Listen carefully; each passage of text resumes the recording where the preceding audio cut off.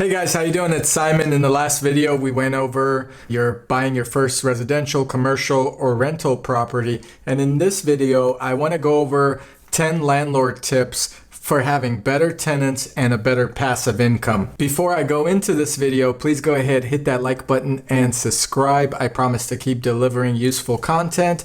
And as always, comment below if I missed something or if you have any questions or comments. I always look at the comments as well. Let's get into this video.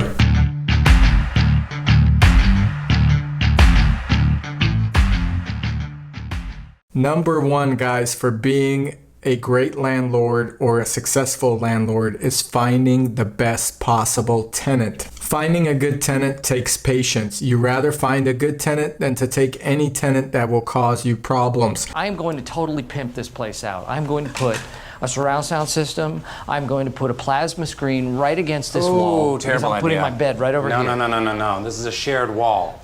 Neighbor throws his wife into the wall, plasma screen hits the floor, totally smashed. Well, then I will get a warranty. Warranties don't cover it. There are several ways of finding a good tenant, doing your due diligence in terms of background checks and so forth. But usually, if you're going to do this on your own, you would find a tenant, say, on Craigslist or a website like that. Another option is to find a tenant through a listing broker or someone that will find you a tenant and charge you a fee. Typically, they take 1 month or 2 weeks of your contract period to find you a quality tenant. For commercial properties, I always recommend you go with a listing broker that's very active in your area. They have to be on their A game. They need to be very active in the field to get you a good commercial tenant as well with a long-term contract. For residential, typically you could find your own tenant.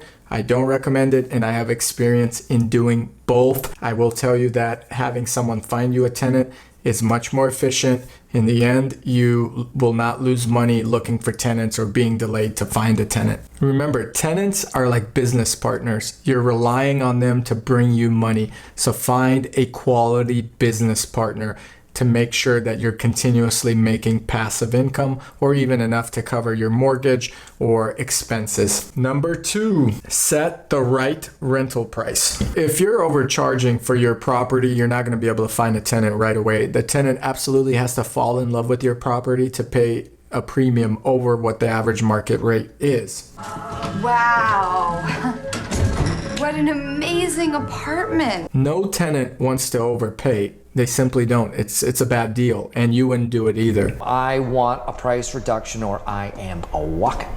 I had a property where I was renting it at $4,200 a month, which was $200 over the average price for that type of property. I was not able to get anyone for 3 months. Once I lowered the price to $4,000, which was the average market rate for that type of property, I got a tenant instantly. So I lost a potential of $200 a month for 3 months. That's $600. $200 for a year of contract is $2,400. But I lost $4,000 for 3 months. That's $12,000, guys. When you're overpricing and you're losing $4,000 on rent each month because you're overpricing by a few $100s, it doesn't make sense. So make sure you always set the right price to be a good landlord, and that's a great tip. Increase the rent with tenant improvements. This is point number 3. By having tenant improvements, you could go to your tenant and say, hey, I've improved your common area, I've improved your bathroom, whatever it may be, so I have to charge you more for rent. Obviously, this is done after your contract term, but this is a great way to propose a rent increase when you've added value to the renter's property. So always go ahead and potentially do the increase once you've added some value. Otherwise, just increasing rent every year may be a problem for that tenant and they may leave. When you're also improving your property, you are technically giving them an opportunity to understand that what they had yesterday is better today because you've improved it. It makes them want to potentially renew and sign a longer term deal with you as well. For example, in one of my properties that's a duplex, I was able to go ahead and add a second washer and dryer, so each family had their own washer and dryer in the garage.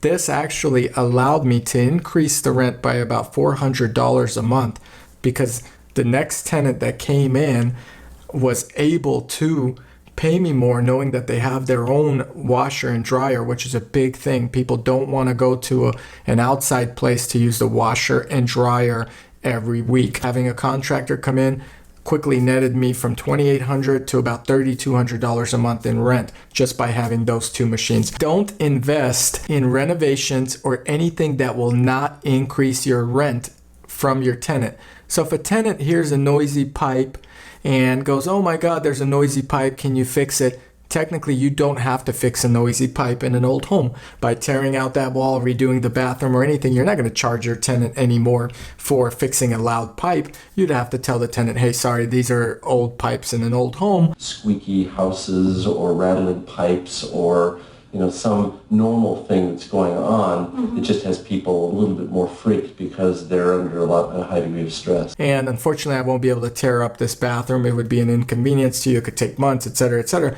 If there's no urgent leak. I told Mr. Rose the problem with the pipes this morning. They were going bang, bang, bangity, bang, bang, bang, bang. You don't need to invest in that type of renovation.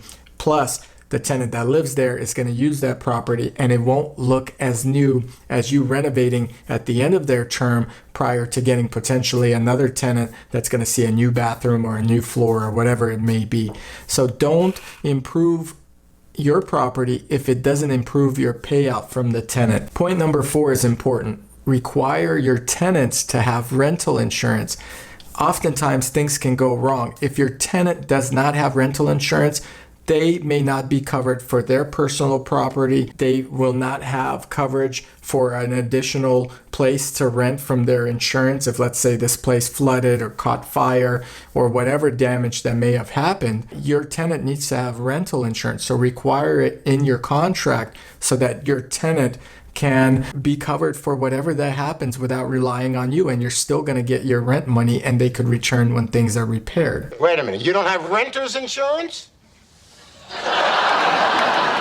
No. But what if somebody steals something? How are you going to run after him with one leg shorter than the other?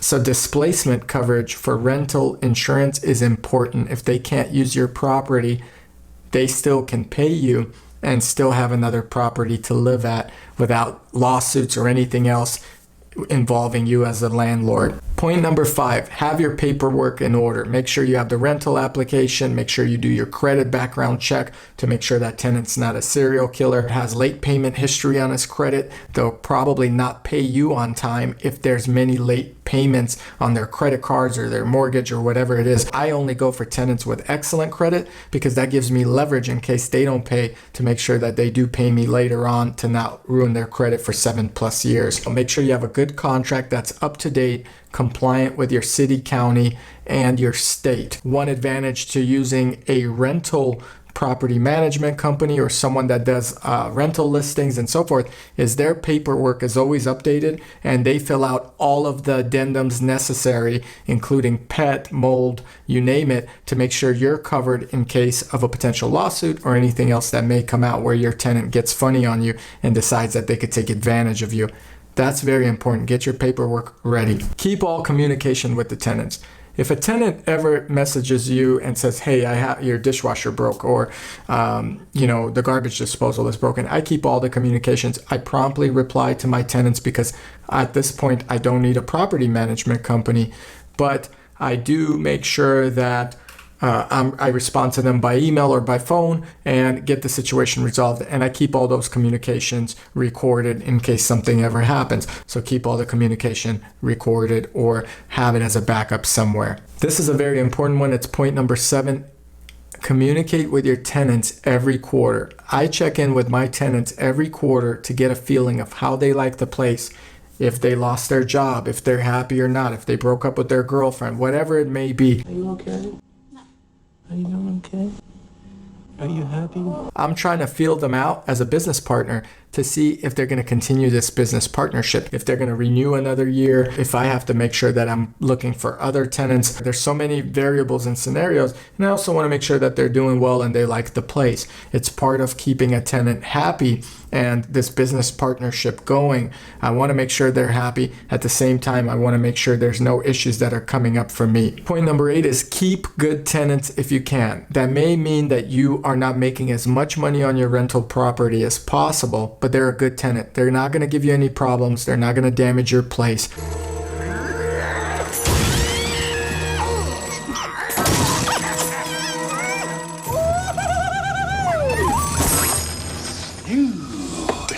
They're going to be paying you on time all the time, and they'll take care of the place as their own. That's very important. You could shop for another tenant. You can get a bad apple that won't pay you for months. Having a good tenant is like having a good business partner. It's like having a good girlfriend, etc. You want to make sure that they're satisfied because they will make your life easier and your job easier. And in this case, they will keep your passive income coming. Even if it's not at the maximum it could be, you're going to have a hassle-free tenant, and that goes a long way. Point number 9 is know your fair housing laws. So if you're renting a residential property, know your laws, what you have to cover, what you don't have to cover. You want to make sure you're protected legally. You want to make sure you are confident enough to convey to your tenant that they are supposed to cover this part of your tenancy and this is what you're responsible for. So knowing what your rights are essential to making sure the tenant understands that and that you both are happy and you understand your business partnership. Finally, point number 10. It's probably the most important point and something I see often happening where people get into trouble. Collect your rent on time. No matter what, your tenant should pay you every month in the beginning of the month or your set date on time, and you should never excuse a late payment. Dude, tomorrow's already the 10th. Far out. Oh, all right, okay. Just slip the rent under my door.